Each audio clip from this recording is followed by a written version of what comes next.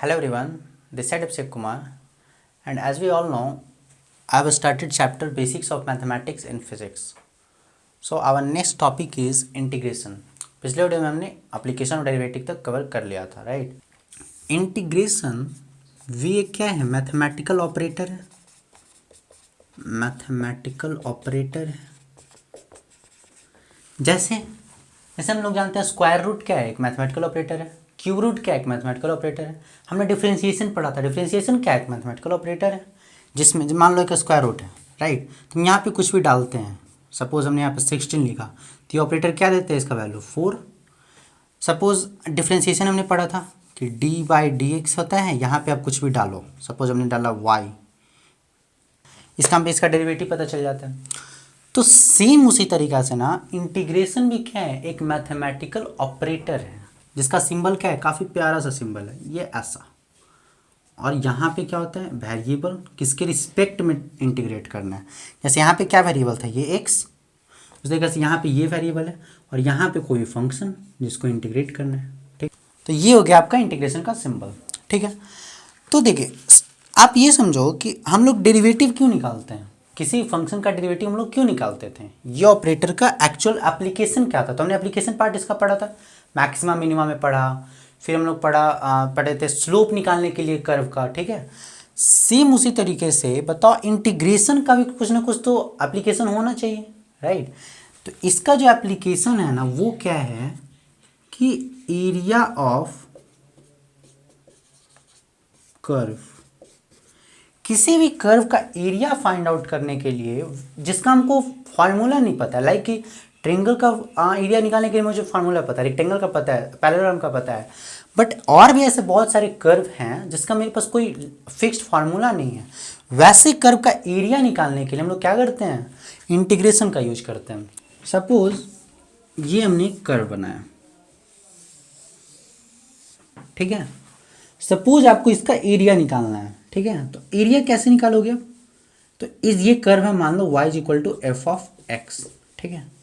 और सपोज यहाँ x = a से लेकर के ये x = b, कोई तो लिमिट होना चाहिए ना कि कहाँ से कहाँ के बीच में आपको एरिया निकालना है। ये आपको एरिया मान लो फाइंड आउट करना है, ठीक है। तो क्या करेंगे, ये जो कर्व है ना f(x) को, इसको इंटीग्रेट कर देंगे, f(x) dx, x वेरिएबल के रिस्पेक्ट में, ठीक है। और यहाँ पे लिमिट पुट करते हैं, तो x = a से लेकर के x = b, ये हमने उसको इंटीग्रेट कर दिया। देखो अभी तक हमने ये नहीं पढ़ा कि इंटीग्रेशन निकालते कैसे, अभी हम बस ये पढ़ रहे हैं ना कि इंटीग्रेशन का एप्लीकेशन क्या है, ठीक है। इंटीग्रेशन का एप्लीकेशन क्या था, किसी भी कर्व का एरिया निकालना। तो एरिया निकालना हो तो क्या करोगे, उस कर्व को इंटीग्रेट कर दो। इंटीग्रेट कैसे करेंगे वो पढ़ेंगे, ठीक है। और कहाँ से कहाँ तक इंटीग्रेट करोगे, तो जहाँ से जहाँ के बीच में क्या करना होगा, एरिया निकालना होगा। अब देखो सपोज मेरे पास एक कर्व है y = f(x), ठीक है। आपको ये बता रहा है ना कि इंटीग्रेट करके कैसे एरिया निकलेगा, इंटीग्रेशन का मतलब एक्चुअल में क्या होता है, ठीक है। तो देखो सपोज अगर हमको इस कर्व का एरिया निकालना है तो आप क्या करोगे, हम क्या करते हैं ना कि इसमें रेक्टेंगल ड्रॉ कर देते हैं, ठीक है। हमने क्या किया कि रेक्टेंगल ड्रॉ किया,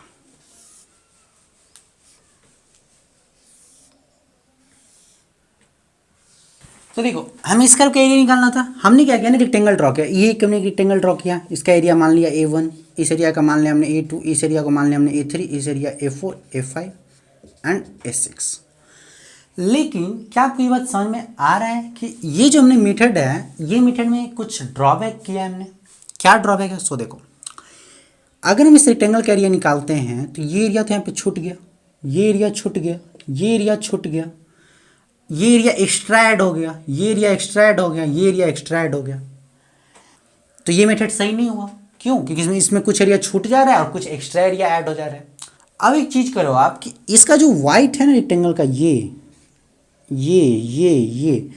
ना बहुत छोटा कर दो, यानी काफ़ी छोटा, यानी ये जो डेल्टा, सपोज करते हैं कि ये जो अभी वाइट है डेल्टा x है, ये जो डेल्टा x है ना इसको आप टेंडिंग टू 0 कर दो, यानी ये वाइट काफ़ी छोटा कर दो, यानी काफ़ी अब पतला पतला स्ट्रिप में इसको बांट दो, काफ़ी पतला पतला स्ट्रिप में बांट दो, इस पूरे कर्व को काफ़ी पतले पतले स्ट्रिप में आप डिवाइड कर दो। फिर क्या होगा ना कि ये जो एरिया जो एक्स्ट्रा ऐड हो रहा है या जो एक्स्ट्रा एरिया छूट रहा है, वो काफ़ी स्मॉल हो जाएगा, जिसको हम लोग निगलेक्ट कर सकते हैं। अब आपका जो एरिया होगा ना वो एक्चुअल एरिया निकल के आएगा। तो देखो हमने क्या कहा कि हमें क्या करना था, इस कर्व का एरिया निकालना था। ठीक है, हमने एरिया के लिए क्या किया, हमने बोला कि ठीक है हम इसको रेक्टेंगल में डिवाइड करते हैं।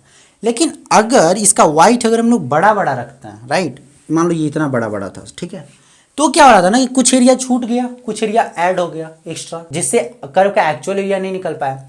हमने क्या किया ना कि इस कर्व को काफ़ी पतले पतले स्ट्रिप में डिवाइड कर दिया, यानी tending to zero. Tending to zero कहने का मतलब क्या है, काफ़ी पतला पतला स्ट्रिप। तो ये जो एक्स्ट्रा एरिया जो छूट जा रहा है वो काफ़ी छोटा बच जाएगा, काफ़ी पतला पतला स्ट्रिप। अब ऐसा सोचो कि ये एक फिगर है और यही था, सपोज करो काफ़ी पतला पतला स्ट्रिप में हमने डिवाइड कर दिया। टेंडिंग टू जीरो जब बोल रहा हूँ तो ये जो एरिया जो बच जा रहा है काफ़ी छोटा हो जाएगा, ये जो एरिया जो छूट रहा था वो काफ़ी छोटा हो जाएगा, इसको हम निगलेक्ट कर सकते हैं। अगर ये जो रेक्टेंगल अगर इसके वाइट को हम टेंडिंग टू जीरो कर दें तब हम, और इस सारे रेक्टेंगल के एरिया को अगर हम ऐड कर दें तब मेरा कर्व का एक्चुअल एरिया निकल जाएगा। अगर वाइट टेंडिंग टू जीरो हो तो कितने रेक्टेंगल बनेंगे, ऑफ कोर्स इनफाइनाइट रेक्टेंगल बनेंगे। अगर कोई इंटरवल है x is equal to A to B और इसमें जो भी रेक्टेंगल उसका वाइट, ये जो चौड़ाई है, ये अगर टेंडिंग टू जीरो हो, काफी पतला पतला स्ट्रिप काटे, तो कितने रेक्टेंगल बनेंगे, इनफाइनाइट, बहुत सारे रेक्टेंगल बने। तो जो सारे जो इनफाइनाइट रेक्टेंगल बने वो सारे के एरिया का समेशन एरिया ऑफ कर्व हमें देखो, हमें इस कर्व का एरिया निकालना था। ये y equal to F of x, x is equal to a से एक्स इक्वल टू बी के बीच में हमने क्या किया, इस कर्व को काफी पतले पतले स्ट्रिप में हमने डिवाइड कर दिया। अच्छा, पतला पतला स्ट्रिप डिवाइड करना क्यों जरूरी था, क्योंकि यहाँ पे जो एरिया जो छूट रहा था इसके बीच में, ये देखो अब काफ़ी छोटा छोटा एरिया बच गया, राइट। अब ये तो मुझे ड्रॉ करना है ना, तो हम ज़्यादा छोटा ड्रॉ नहीं कर सकते, राइट, क्योंकि फिर दिखेगा नहीं। लेकिन यहाँ पे जो एक्चुअल में जो इसका जो वाइट है ना रेक्टेंगल का, वो हमने डेल्टा एक्स को जीरो मान लिया, यानी डी एक्स वाइट है, डी एक्स, राइट। अच्छा, ऐसे कितने रेक्टेंगल बनेंगे, इनफाइनाइट रेक्टेंगल बनेंगे, ठीक है, क्योंकि इसका वाइट काफ़ी कम है और x इक्वल टू ए से बी के बीच में टेंडिंग टू जीरो वाई थे, इसका मतलब कितने रेक्टेंगल बनेंगे, इनफाइनाइट रेक्टेंगल बनेंगे। और इस इनफाइनाइट रेक्टेंगल के एरिया को हमें सम करना है, वही हमको एरिया ऑफ इस कर्व देगा, ठीक है। तो सबसे पहले हम क्या करते हैं ना, कोई भी एक एरिया ले लेते हैं। सपोज यहाँ पे x is equal to X coordinate है इस पॉइंट का, ठीक है। तो बताओ इस रेक्टेंगल को अगर हम एरिया निकाल रहे हैं, क्या किसका एरिया निकाल रहे हैं, नहीं, इस रेक्टेंगल का एरिया निकाल रहे हैं, ये ठीक है। तो बताओ इसका लेंथ क्या हो जाएगा, ये इसका ब्रेथ। अच्छा, ब्रेथ हमको पता है क्या, सारे रेक्टेंगल का हमने ब्रेथ क्या लिया है, dx, काफी छोटा ब्रेथ dx है। और लेंथ बताओ, तो लेंथ ये हो जाएगा, यानी इस पॉइंट का y कोऑर्डिनेट और इस पॉइंट का y कोऑर्डिनेट क्या होगा, x कोऑर्डिनेट तो हमको पता है ना, y इस पॉइंट का, इसका अगर हमको x कोऑर्डिनेट पता है x, तो y कोऑर्डिनेट क्या हो जाएगा, f ऑफ x, क्योंकि ये जो फंक्शन है, ये जो कर्व है, ये y equal to F of X है। तो ये y कोऑर्डिनेट इस पॉइंट का कितना हो जाएगा, f ऑफ x, ठीक है। और यही तो y कोऑर्डिनेट ही तो इसका लेंथ है, इस पॉइंट का जो y कोऑर्डिनेट है वही इसका लेंथ है इस रेक्टेंगल का, तो y coordinate f of x हो जाएगा। तो यानी कि DA, अगर हम एक जो छोटा सा जो रेक्टेंगल जो बन रहा है इतना पतला पतला सा, अगर उसके एरिया को हम लोग DA मानते हैं, DA मतलब काफ़ी छोटा एरिया, तो वो DA का वैल्यू कितना हो जाएगा, लेंथ इंटू ब्रेथ, और लेंथ कितना है, f ऑफ x, और ब्रेथ कितना है, dx। और ऐसे ऐसे जितने भी DA वाले एरिया हैं वो सबको क्या करना है, ऐड करना है। तो ऐसे जो इनफाइनाइट एरिया का जो एडिशन होता है ना, उस ऑपरेटर को हम लोग क्या बोलते हैं, इंटीग्रेशन। तो आप यहां से एक चीज और समझ लो कि इंटीग्रेशन का मतलब क्या होता है, इनफाइनाइट समेशन।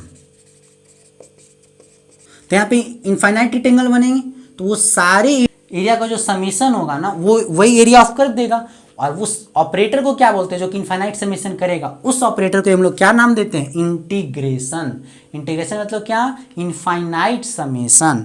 तो आप इसको कर दोगे इंटीग्रेट, कहाँ से कहाँ के बीच में करोगे, जहाँ से यहाँ के बीच में एरिया निकालना होगा, x is equal to A to x is equal to B.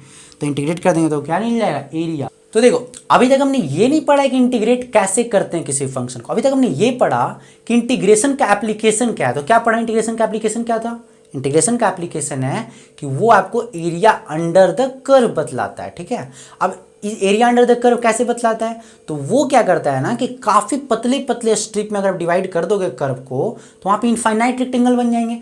और वो जो इनफाइनाइट रेक्टेंगल का जो एरिया का जो समेशन होगा ना, उस ऑपरेटर को हम लोग क्या बोलते हैं, इंटीग्रेशन। आप एक चीज जो सबसे इंपॉर्टेंट है इंटीग्रेशन में, वो आप ये याद रखो कि it is the reverse process of differentiation. इसका क्या मतलब हुआ, अगर कोई फंक्शन एफ ऑफ एक्स है और अगर इसको डिफरेंशिएट करने पे जी ऑफ एक्स आता है, तो अगर ये जो जी ऑफ एक्स फंक्शन अगर इसको इंटीग्रेट कर देंगे तो फिर से क्या आ जाएगा, एफ ऑफ एक्स। यानी इंटीग्रेशन और डिफरेंशिएशन एक दूसरे का क्या है, रिवर्स प्रोसेस। अगर किसी फंक्शन को डिफरेंशिएट करके ये आ रहा है तो इसको फिर से अगर इंटीग्रेट कर दोगे ना तो ये आ जाएगा। तो अगर एक्स स्क्वायर का डिफरेंशिएशन हमें पता है 2x होता है, तो 2x का इंटीग्रेशन क्या हो जाएगा, एक्स स्क्वायर। ठीक है, अब हमें इंटीग्रेशन का कुछ कुछ फार्मूला याद रखना है जो कि आपको फिजिक्स में यूज होगा काफी। सबसे जो पहला फार्मूला है ना वो क्या है, आपको इंटीग्रेट करना है x raise to the power n को। क्या करोगे आप, X raise to the power n plus 1, power को एक बढ़ा दोगे और नीचे में भी n प्लस 1। देखो अब देखो X raise to power n को इंटीग्रेट करने के बाद ये आ रहा है, इसका मतलब क्या है कि इसको अगर डिफरेंशिएट करोगे ना तो फिर से ये आ जाएगा। देखो आपको चेक करके दिखलाता है, तो आप इसको डिफरेंशिएट करो, तो डिफरेंशिएट करने आता है। तो देखो n प्लस 1 तो कांस्टेंट है, इसको आप बाहर निकाल लो। ठीक है, और X raise to the power n plus 1 को डिफरेंशिएट करो तो क्या होता है, n पावर जो होता है इधर मल्टीप्लाई में आ जाता है और इसका पावर एक कम हो जाता है। ठीक है, ये कैंसिल हो जाएगा तो बच गया X raise to the power n। इसको इंटीग्रेट किए तो ये आया और इसको फिर डिफरेंशिएट किए तो फिर से ये आ गया। आप क्या करोगे कि इस फार्मूला को याद करोगे, राइट। यहाँ पे एक इंपॉर्टेंट चीज़ क्या है ना कि यहाँ पे n का वैल्यू -1 नहीं हो सकता है। क्यों, यहाँ पे अगर n का वैल्यू -1 रखोगे तो -1 प्लस 1 क्या हो जाएगा, 0। और किसी फंक्शन में अगर डिनोमिनेटर में 0 हो तो डिफाइंड नहीं होता है, तो यहाँ पे n -1 नहीं होगा। यानी X raise to the power -1 का इंटीग्रेशन हम इस फार्मूला से नहीं करेंगे।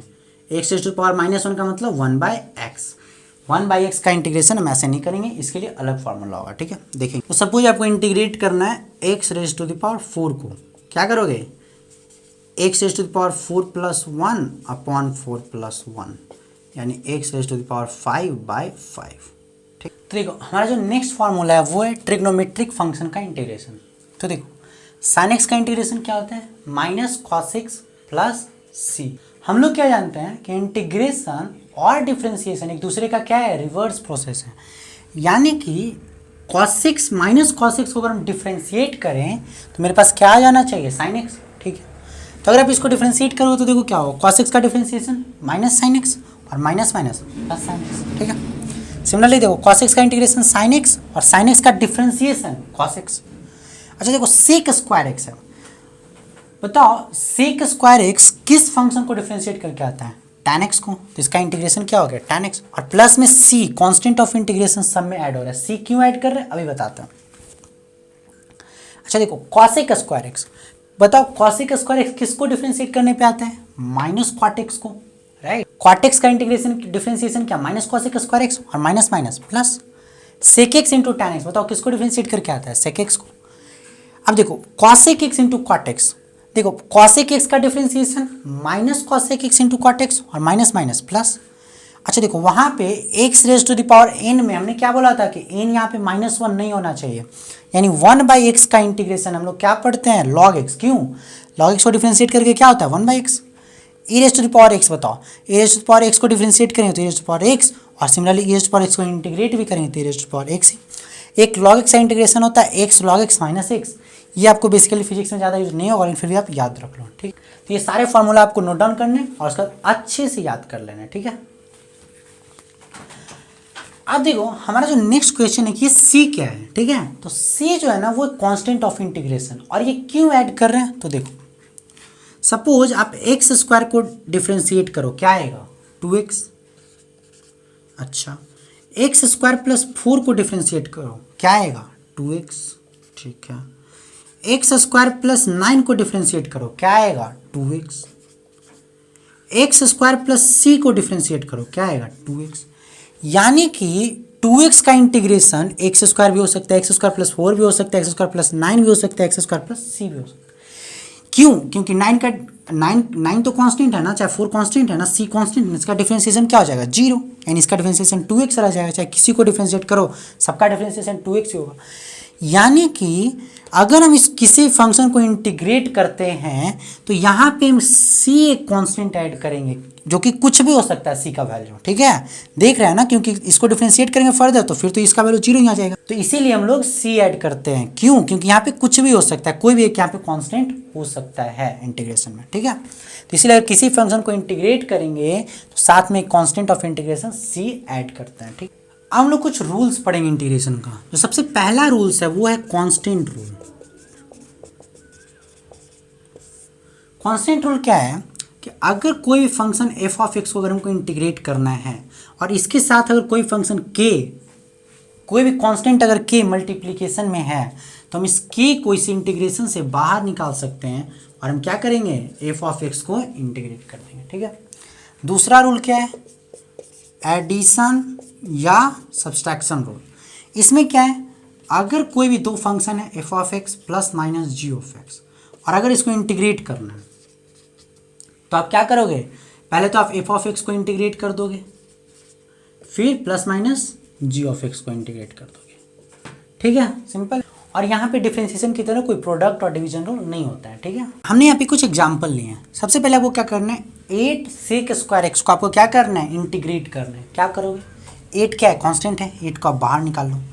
अब बताओ क्या बच लगे, सेक स्क्वायर एक्स। तो बताओ सेक स्क्वायर एक्स का इंटीग्रेशन पता है क्या होता है, हाँ क्या होता है, tan x प्लस में c। ये देखो 9/x, 9 क्या है, कांस्टेंट है, 9 को बाहर निकाल लो तो क्या बच गया, 1/x dx। और 1/x का इंटीग्रेशन क्या होता है, log x plus c। 9/x square, इसमें क्या है, 9 क्या है, कांस्टेंट है, तो इसको बाहर निकाल लो। अब क्या बचेगा, 1/x स्क्वायर। 1/x स्क्वायर का क्या मतलब हुआ, x raise to the power -2। यहाँ पे कौन सा फॉर्मूला लगा दोगे, यहाँ पे वो वाला x raise to the power n वाला।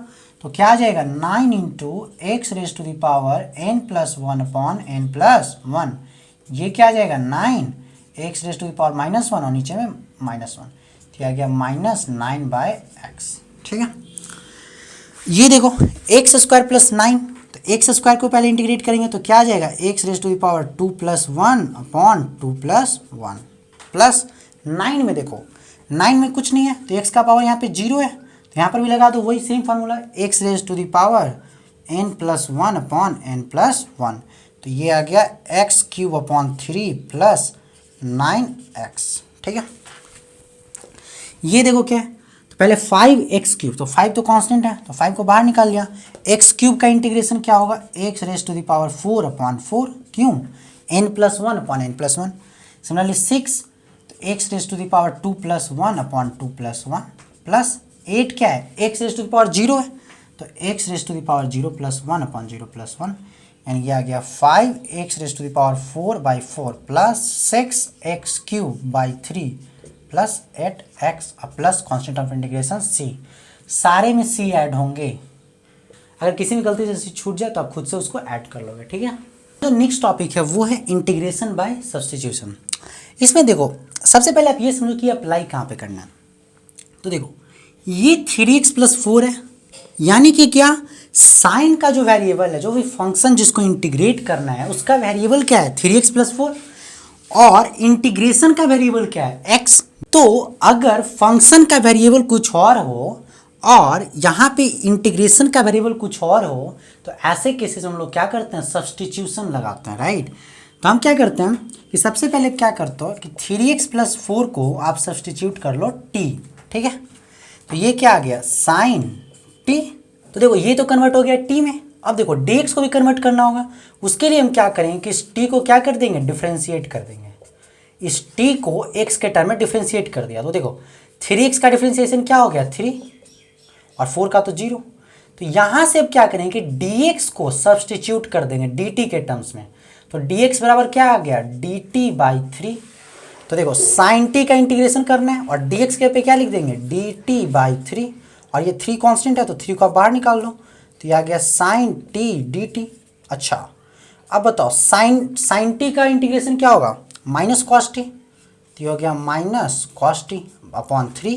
अच्छा यहाँ पे तो t हमने बस सब्स्टिट्यूट किया था ना, फर्दर क्या करेंगे, t की जगह पे क्या रख देंगे, 3x प्लस 4, तो इसका आंसर क्या हो जाएगा, minus cos 3x plus 4 upon 3। अच्छा कांस्टेंट ऑफ इंटीग्रेशन c यहाँ पे भी ऐड कर लो। सपोज हमको इसको इंटीग्रेट करना है।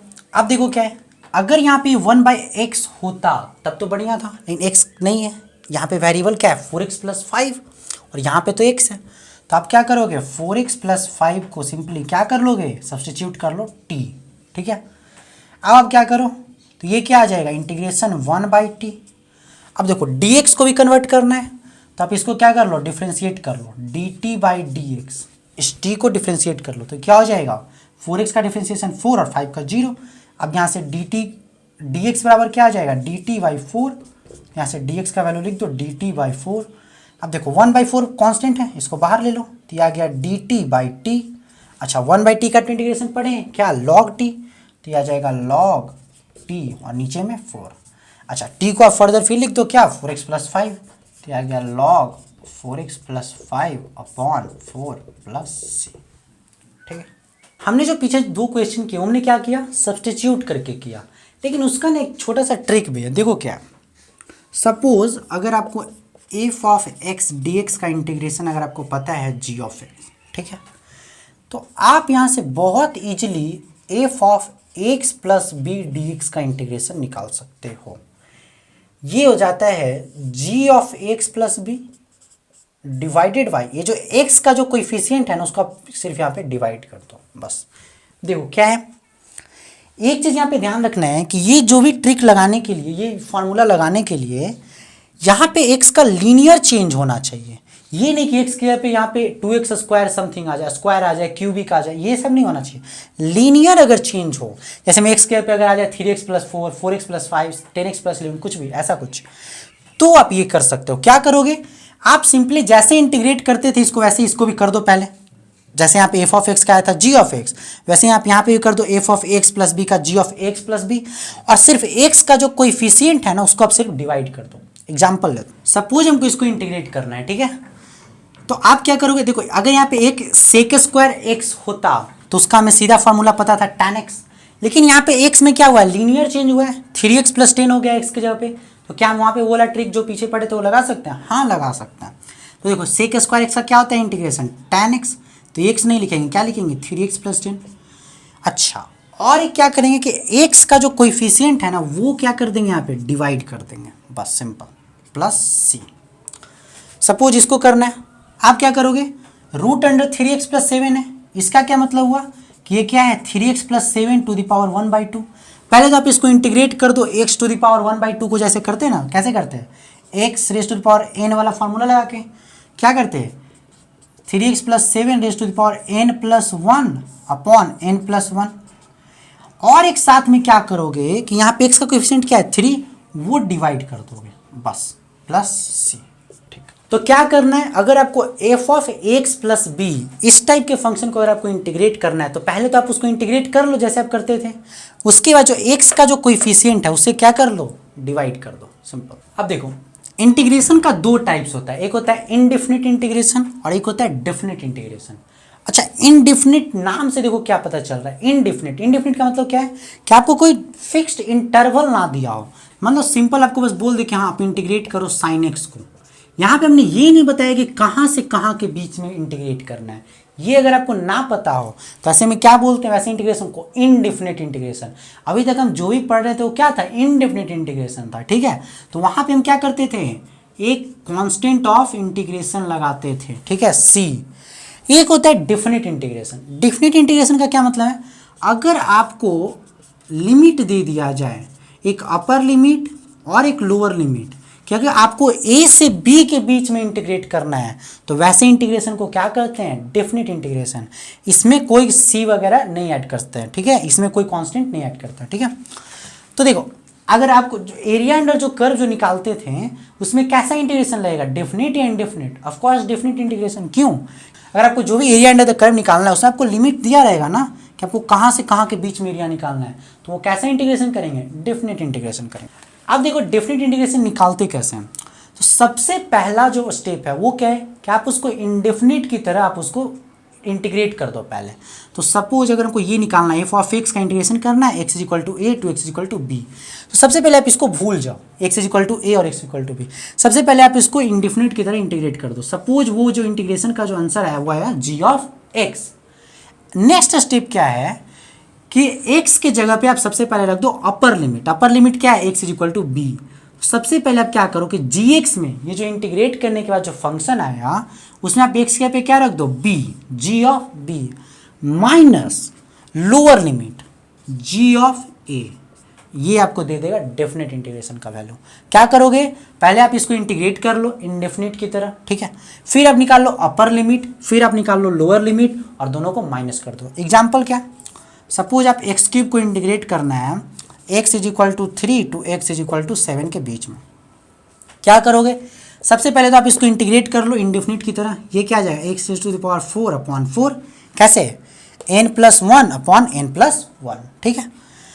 इसमें आप क्या करो? सबसे पहले अपर लिमिट रखो। अपर लिमिट क्या है? एक्स इज इक्वल टू 7, तो 7 raise to the power 4 x के जगह पे रखना है 7 raise to the power 4 upon 4 minus lower limit क्या है? X raise to the power 3 raise to the power 4 upon 4।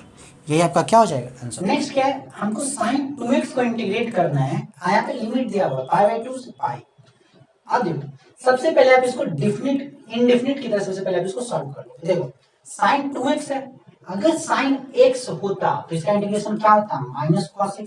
यहाँ पे क्या है? 2x है तो क्या हो जाएगा? माइनस cos 2x और साथ में जो x का कोएफिशिएंट है उसको क्या कर देंगे? डिवाइड। ये तो आपका आ गया इंडेफिनिट। अब आपको क्या करना है? वैल्यू निकालना है, यानी upper limit minus lower limit. ये होता है ना डेफिनिट इंटीग्रेशन। क्या करेंगे? सबसे पहले आप रखेंगे x इज इक्वल टू पाई, ठीक है, तो x के आप यहाँ पे रख दो पाई, तो यहाँ पे माइनस को सबसे पहले हटा लो और 1/2 को भी हटा लो और अब क्या करो? सबसे पहले x के जगह पे आप रख दो पाई। ये हो गया आपका upper limit minus lower limit क्या होगा? x के पे क्या रख दो? π/2, तो ये हो जाएगा cos 2 इंटू π/2।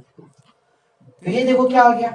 -1/2 और cos 2 पाई कितना होता है? cos 0 1 माइनस cos, ये 2 से 2 कैंसिल, cos पाई cos 180 डिग्री कितना होता है? -1 माइनस -1 ये हो जाएगा +1, ये 2 जाएगा आंसर -1, ठीक है।